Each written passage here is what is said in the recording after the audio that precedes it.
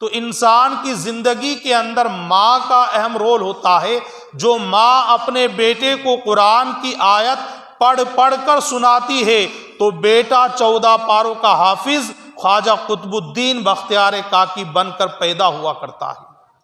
مگر آج جب ہماری ماؤں نے، ہماری بہنوں نے قرآن کی تلاوت سے منہ موڑ لیا ہے تو آج بیٹے وہ نہیں ہو رہے بلکہ بیٹے اداکار پیدا ہو رہے ہیں، ناچنے والے، گانے والے، گویے، ڈانسر پیدا ہو رہے ہیں، قرآن کے قاری پیدا نہیں ہو رہے ہیں۔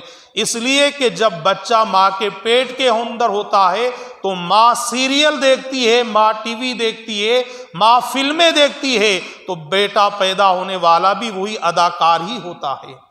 اور آپ دیکھیں اس کا اثر، بہت بڑا اثر ہماری بیٹیوں پر پڑ رہا ہے، ہماری بچیوں پر پڑ رہا ہے۔ آج بہت ساری بیٹیاں مرتد ہو چکی ہیں۔ مرتد کے معنی آتے ہیں اسلام سے انحراف کرنا، اسلام سے پھر جانا، دوسرے مذہب کو قبول کر لینا۔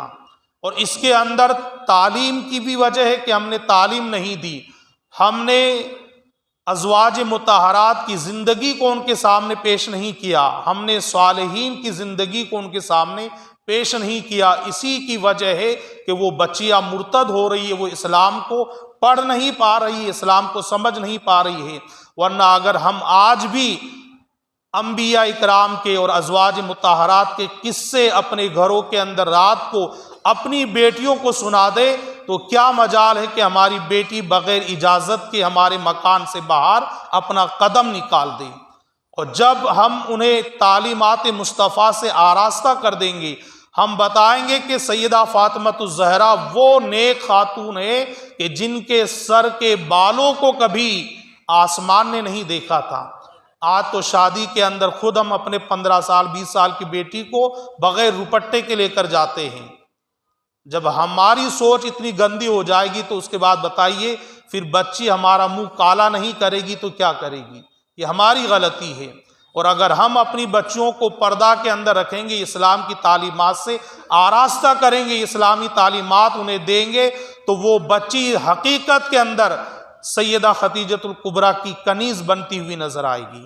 تو ہمیں چاہیے کہ زمانے کے اندر خاص طور پر جہاں ہم اپنے بچوں پر نظر رکھیں وہیں پر اپنی بچیوں پر بھی ہماری نظر ہونا چاہیے۔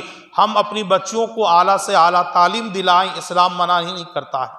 آپ پڑھائیں اپنی بچیوں کو، 10ویں پڑھائیں، 12ویں پڑھائیں، کالج میں پہنچے، یونیورسٹی تک پہنچائیں، مگر پہلے آپ اسے اسلام سکھا دیں، پہلے آپ ازواج مطہرات کی زندگی کو بتا دیں کہ بیٹا تو اس ملکہ کی کنیز ہے، اس خاتون کی ماننے والی ہے کہ جس خاتون کو فاطمہ کہا جاتا ہے۔ اور فاطمۃ الزہرا نے یہ فرمایا تھا کہ جب میرا انتقال ہو جائے اور کفن کے اوپر والی چادر کو بھی اتنا چھپا کر رکھا جائے تاکہ میرے جسم کی بناوٹ ظاہر نہ ہو، اور میرا جنازہ رات کے اندھیرے میں لے جایا جائے تاکہ کسی غیر مرد کی نظر میرے جنازے پر نہ پڑے۔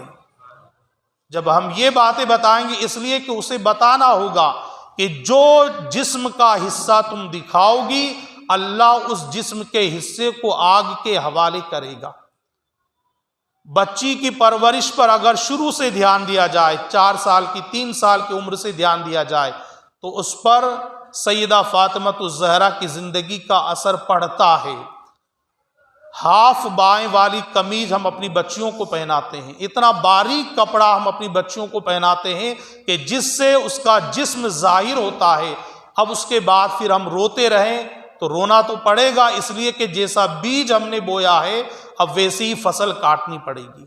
اگر ہم نے اپنی بچیوں کی صحیح پرورش کی ہوتی، اپنی بچیوں کو پردے کے بارے میں بتایا ہوتا تو آج یہ منہ نہیں دیکھنا پڑتا کہ جو آئے دن اخبار کے اندر ہم یہ خبر پڑھتے ہیں کہ فلاں کی لڑکی نے اسلام کو چھوڑ کر کفر کو اختیار کر لیا ہے۔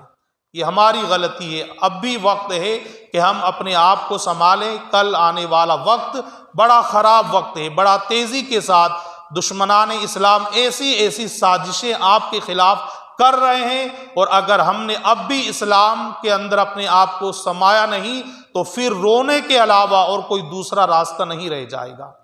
اللہ تبارک و تعالی ہمیں اور آپ کو ان تمام باتوں پر عمل پیرا ہونے کی توفیق رفیق عطا فرمائے، اور اس مقدس مہینے کا ادب و احترام کرنے کی توفیق عطا فرمائے۔ ماہ رمضان المبارک کے روزے اور رمضان کی راتوں میں قیام کرنے کی توفیق عطا فرمائے۔ وآخر دعوانا الحمدللہ رب العالمین۔